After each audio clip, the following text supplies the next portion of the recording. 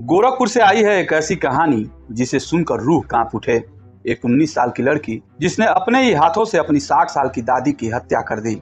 और जब पुलिस ने पूछा पछतावा है तो उसने जवाब दिया, नहीं, दादी ने मेरी जिंदगी के 18 साल नर्क बना दिए। यह है गोरखपुर की खुशी यादव की कहानी। एक ऐसी कहानी जिससे बचपन छिन गया, सपने कुचल दिए गए और अंत में बचा सिर्फ दर्द और गुस्सा। खुशी की जिंदगी की शुरुआत बंगाल से हुई।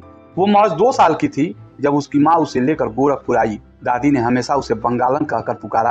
कहती है बाहर से आई है, मेरे बेटे की कमाई खा रही है। खुशी बताती है कि मेरे दोनों भाई खेलते और पढ़ते थे, पिता उनसे बात भी करते थे, लेकिन मैं बस बोझ थी। जब खुशी 9वीं में पहुंची तो उसने सोचा कि कुछ बनेगी, कुछ करेगी, लेकिन दादी ने पढ़ाई छुड़वा दी। पेन की जगह हाथ में हंसिया थमा दिया गया। हर दिन खेतों में घास काटना, ताने सुनना, यही उसकी दिनचर्या बन गई। दादी कहती थी कि कोई लड़का सेट कर ले, वही तुझे पैसे देगा। यह सुनकर खुशी अंदर से टूटती गई, गुस्सा बढ़ता गया, लेकिन आवाज नहीं निकलती थी। 25 सितंबर, वही दिन जब सब कुछ बदल गया। माँ बैंक गई थी, दादी खुशी को खेतों में घास कटवाने ले गई। फिर वही ताने शुरू हुए, मोटी होती जा रही है, मेरे बेटे की कमाई खा रही है। खुशी रोती हुई घर लौटी। थोड़ी देर बाद दादी भी घर आई और खाट पर लेट गई। फिर सब शांत हो गया, बस नाक बजने की आवाज गूंज रही थी।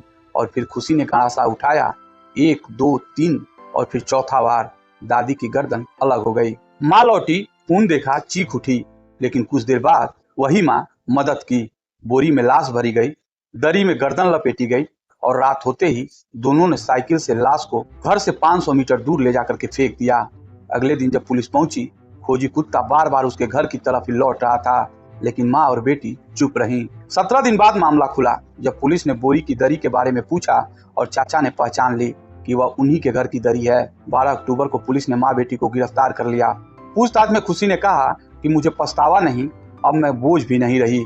जेल में पहली रात खुशी ने एक पल भी नींद नहीं ली। माँ उसे समझाती रही कि सब ठीक हो जाएगा, लेकिन खुशी का जवाब था, अब कुछ भी ठीक नहीं हो सकता। मेरा बचपन, मेरा पढ़ाई, मेरा भविष्य सब खत्म हो गया। एक तरफ है हत्या का अपराध और दूसरी तरफ वो समाज जिसने एक बच्ची को बोझ बना दिया।